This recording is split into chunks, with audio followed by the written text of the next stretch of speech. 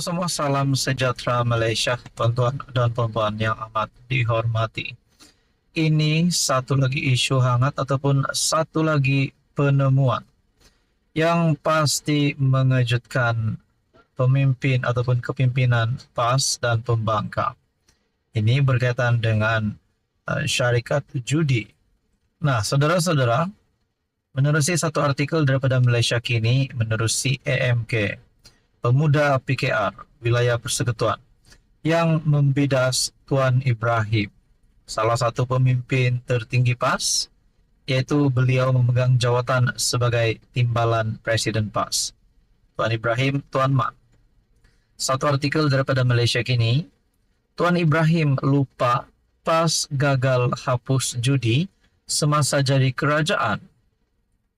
Pemuda PKR AMK Wilayah Persekutuan membidas timbalan Presiden PAS, Tuan Ibrahim Tuan Man, yang berkata kemenangan Islam mampu memperbetulkan dasar dan kemungkaran seperti perjudian. Ketua penerangannya, Muhammad Azhar Salahuddin, merujuk laporan yang disiarkan portal Haraka Daily semalam bertajuk Dosa Terampun dengan sebab kemenangan Islam yang kini sudah dipadam. Artikel ini diterbitkan pada 5 Jun. Muhammad Azhar berkata, laporan itu penuh dengan kecelaruan dan bersifat dangkal. Tuan Ibrahim mengatakan, premis perjudian wujud kerana kelulusan diberi oleh pemimpin yang berkuasa dengan mendapat kuasa melalui pilihan raya. Adakah Tuan Ibrahim terlupa semasa PAS menjadi kerajaan selama 33 bulan di bawah PN, PAS sendiri gagal untuk menghapuskan aktiviti judi dan kedai judi, soalnya dalam kenyataan.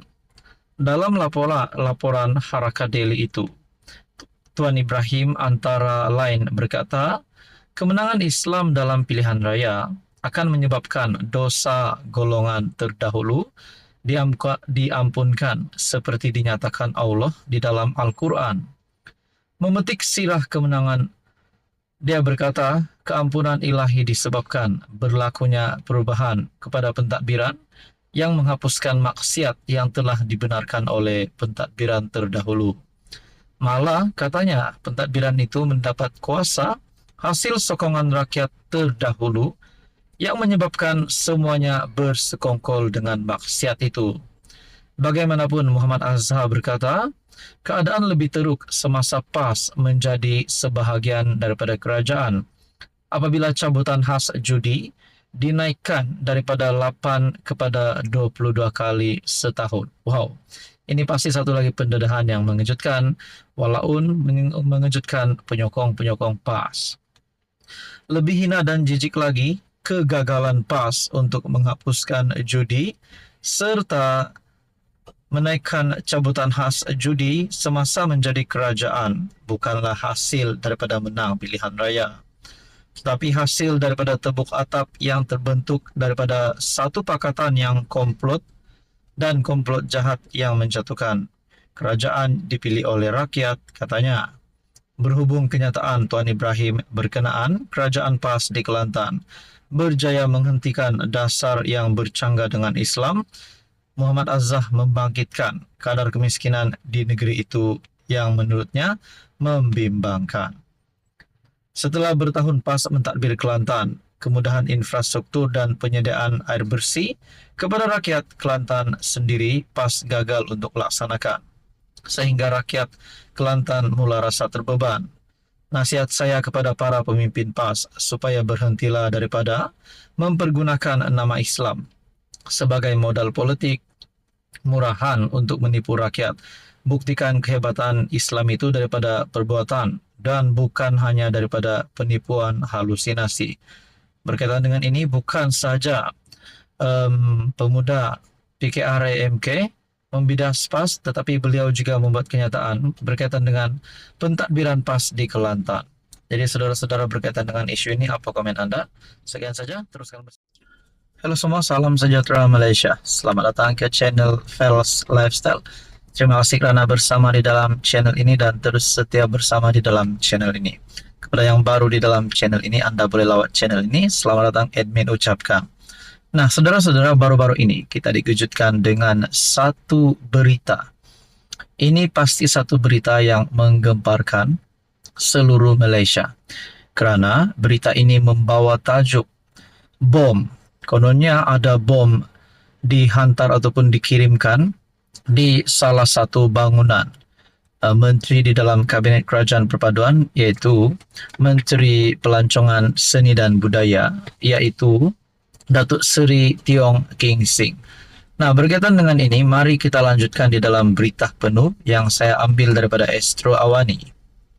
Rupanya berita ini ataupun kiriman bom itu disahkan oleh pihak berkuasa bahawa itu adalah ancaman bom palsu.